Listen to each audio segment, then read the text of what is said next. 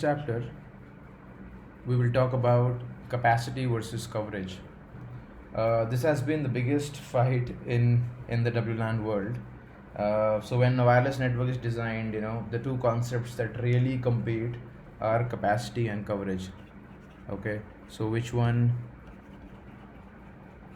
to choose? I'm going to just reduce the width of the pen here. Okay, yeah. So like long back, I would say many years back, when wireless networks were being designed, it was a very common practice to just make sure you install one access point and then set it to maximum power on a floor and try to let it cover as much area as it can to make sure there's coverage even at the corner. And this was kind of acceptable at that time because we did not have a lot of wireless devices that could connect on the Wi-Fi. Wireless was very new, and corporates were just about to explore that part of networking. And the access points were also very expensive, so I would say less Wi-Fi devices long back. APs were very expensive, right? And that's pretty much why the reason you just have to they used to just focus on somehow covering the entire floor with some coverage, and they didn't really care about how much throughput they were extracting out of the AP anyway at that time. This was, as I said, acceptable, and with few clients, this kind of setup was okay. Okay, this was absolutely fine. So you design on coverage, make sure that entire floor. So I'll give an example like this. Let's say this is the floor of a building, and this is pretty much how they used to cover the entire floor. Let's say we just 3 APs, channel number 1, channel number 6, channel number 11. They used to cover the AP, they used to cover the entire floor with 3 radios, and life was good, right? Now what happened was, with the rise in the Wi-Fi devices over the last decade, the network designs have drastically changed. We are now moving from design of coverage to design of capacity. We want to make sure that while we try to cover, while we try to make sure every corner of the floor has the coverage, we also try to limit the number of devices connected to any single access point. This is what is called really capacity versus coverage. So now we also want to make sure that every corner of the building, let me just type that once again for you. We want to make sure that every corner of the floor or building has coverage, okay, but also we want to limit the number of devices per AP. This is exactly what is capacity versus coverage.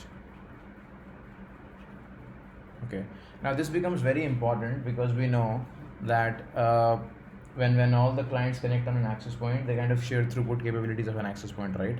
So let's say if I have an access point here and there are 20 and its capability is, let's say, 1 gig, for example.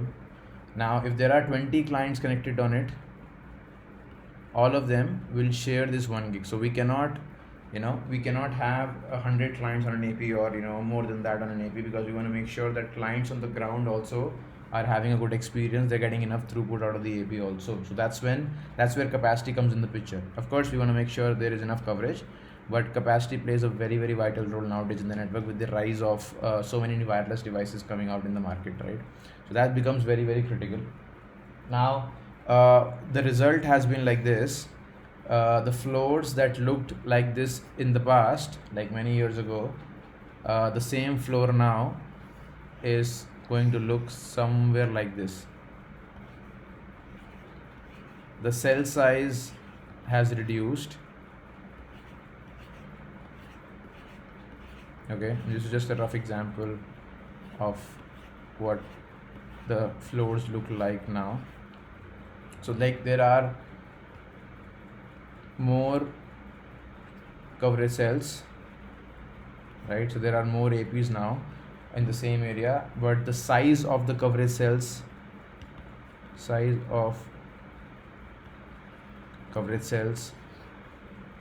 have gone down. Coverage cells are more, but size of the coverage cells have gone down, right? Now adjusting the transmit power of the APs becomes very critical. So adjusting the transmit power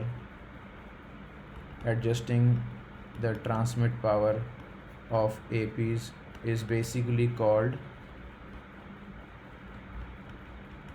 cell sizing. Okay, this is exactly what is going on here, and this is the most common method to meet the capacity needs in an MCA environment. MCA means multi-channel architecture. Okay, this is the most common method of meeting capacity requirement in a multi-channel architecture. Always remember this. This is very, very important, because nowadays all the networks are designed as per capacity. Coverage is anyway gonna follow, because there are a lot of APs that need to be placed on a floor. Coverage will follow, especially when we have devices like iPads coming in the market, strong laptops coming in the market. They require a lot of bandwidth. We want to make sure that even the smartphones are very advanced now, right? So we want to make sure they get enough capacity or enough bandwidth out of the AP, and with 802.11 A, B, G, this was kind of not possible. We were struggling to get give good performance to the devices that need more bandwidth, and luckily we had .11n that came in the market. Then we had .11 AC that came in the market, AC wave 1 and wave 2, wave 1 and wave 2. Then we had .11 AX in the market, which was high efficiency. By the way, this is high throughput. I'm going to just mention that so that this is high throughput. AC was very high throughput, but AX is high efficiency, HE, not very, very high throughput. Okay, so what happened was, with more and more protocols coming in, with more and more devices coming in, it was very necessary for us to raise the bar of Wi-Fi, and that's when we kind of brought in more protocols to support the needs of the particular network. So now when I design a network, I always, of course, design on capacity. I never design on coverage, and the reason is because of the reasons that I explained at the top.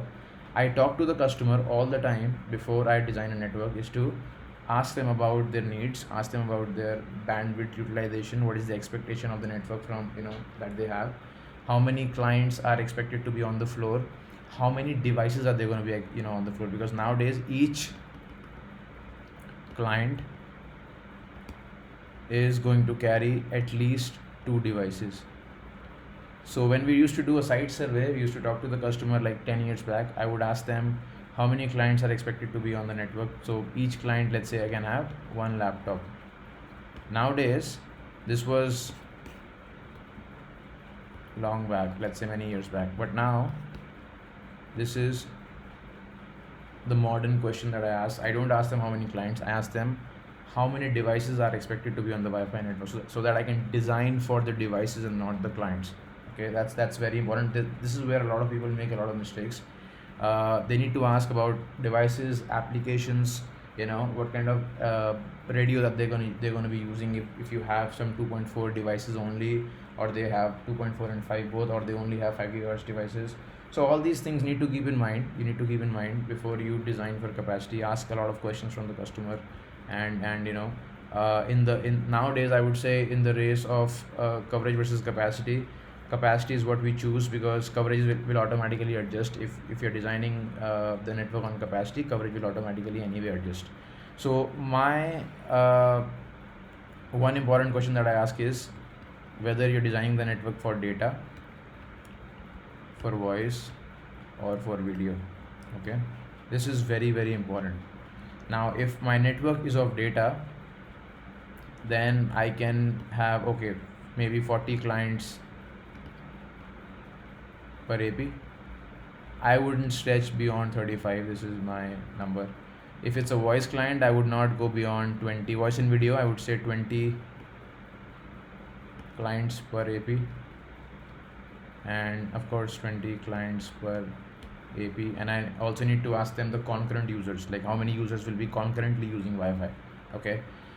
Another kind of design is for location.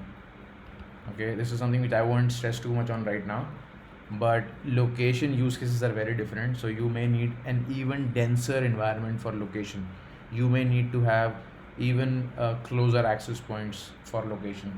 Okay, so yeah, anyway, so depends on what kind of design the client wants, and then you design for capacity. You don't want to have more than 40 clients per AP or data. I've seen users, or I've seen network admins being okay with 80-90 clients also on an AP, and then they start having connectivity problems, and they start having slowness issues on the Wi-Fi, and then they kind of run back at us and complain. But that's how Wi-Fi works. You cannot have more than these many clients to have a good experience on the ground. The moment you increase the devices, the experience will go down, because the throughput coming out of the AP is being shared by these 40 devices.